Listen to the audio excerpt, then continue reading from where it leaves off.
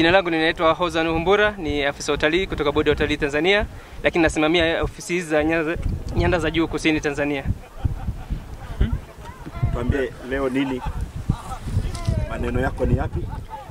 Kama unavyofahamu, Bodi ya Utalii imepewa jukumu la kutangaza vivutio vya utalii, na sisi hapa Bodi ya Utalii nyanda za juu kusini kwa kushirikiana na TAWA Mpanga Kipengere tumeandaa siku hii maalum ya siku ya maporomoko ya maji duniani, tunaita International Waterfalls Day. Siku hii ni mahsusi kwa ajili ya kusherehekea siku ya maporomoko. Kwa hiyo Bodi ya Utalii kwa kushirikiana na TAWA tumeona kwamba kuna haja sana ya kupromote vivutio vinavyopatikana huku nyanda za juu kusini kiwemo Mpanga Kipengere.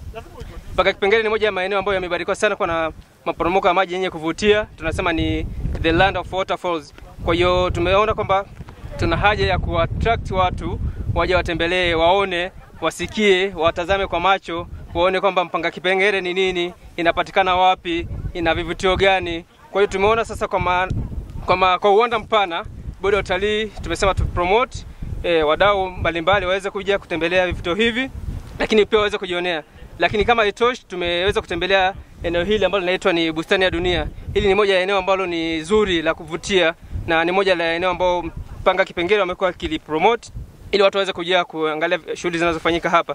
Eneo hili unaweza kufanya camping, unaweza kufanya walking safari, unaweza kufanya activity mbalimbali kwa ajili ya kupata zile experience. Kwa hiyo kama Bodi ya Utalii tumesema kwamba kuna haja ya kutangaza eneo hili ili watu wafahamu kwamba unapotembelea Mpanga Kipengere au unapotembelea maporomoko haya pia unaweza kutembelea eneo hili la Bustani ya Dunia ambalo ni eneo zuri lenye kuvutia zaidi.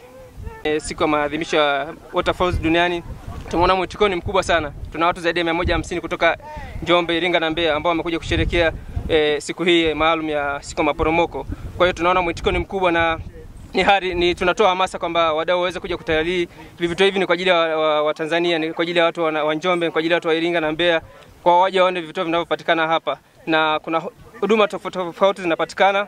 Unaweza kupata huduma za malazi, unaweza kupata huduma ya chakula, unaweza kupata huduma ya kwenda kutembelea hayo maporomoko na vivutio vingine vinavyopatikana Mpanga Kipengere kwa ujumla. Karibu. Jina langu ni Steven Ezekiel Nondo, ni mwongoza watalii hapa hifadhi ya Mpanga Kipengere. Kiufupi, hifadhi ya Mpanga Kipengere ni hifadhi ambayo inapatikana katika mikoa miwili ya Tanzania, kwa maana ya mkoa wa Njombe pamoja na Mbeya, lakini katika wilaya 3 kwa maana ya Mbarali, Makete pamoja na Wanging'ombe. Ndani ya hifadhi ya Mpanga Kipengere kuna kanda 3 za kiikolojia ambazo zina hali ya hewa tofauti kutokana na ukanda gani utakuwepo kwa wakati husika. Kuna ukanda wa chini, ukanda wa kati na ukanda wa juu. Hapa tulipo na ukanda wa juu wa hifadhi ya Mpanga Kipengere, ukanda ambao umebarikiwa kuwepo na maua mwitu au maua ya asili kabisa. Hapa tulipo kama unavyoona ni kapeti la asili kabisa la maua, na ukija kati ya mwezi Novemba mpaka mwezi Machi ni ukanda ambao umebarikiwa kuwa na maua tofauti kama chikanda pamoja na el crisam, maua ambayo yana maana tofauti katika maisha yetu. Mfano kama el crisam ni maua ambayo ni ya njano lakini yana maana ya wivu.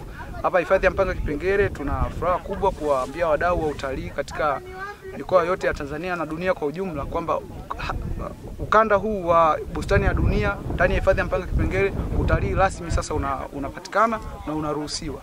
Karibuni sana.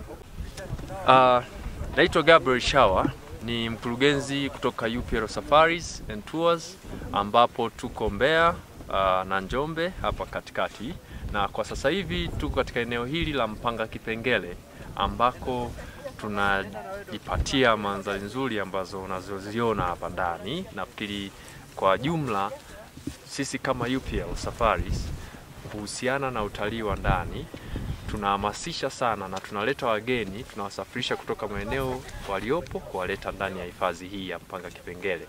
Kwa hiyo kama unahitaji usafiri mzuri wa kuletwa katika mazingira haya ya Mpanga Kipengere, basi unaweza kuwasiliana na sisi UPL Safaris.